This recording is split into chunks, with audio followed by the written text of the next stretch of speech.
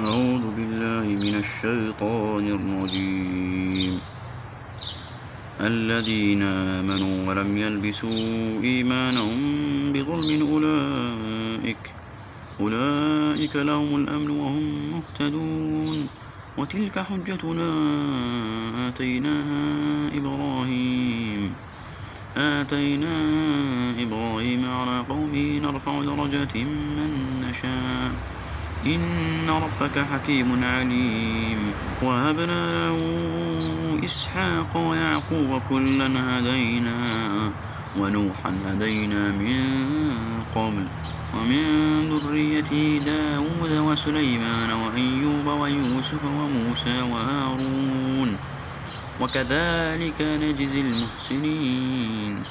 وزكريا ويحيى وعيسى وإلياس كل من الصالحين. وإسماعيل واليسع ويونس ولوطا وكلا فضلنا على العالمين.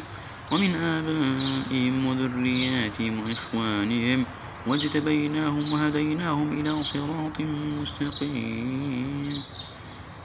ذلك هدى الله يهدي به من يشاء من عباده ولو أشركوا لحبط عنهم ما كانوا يعملون.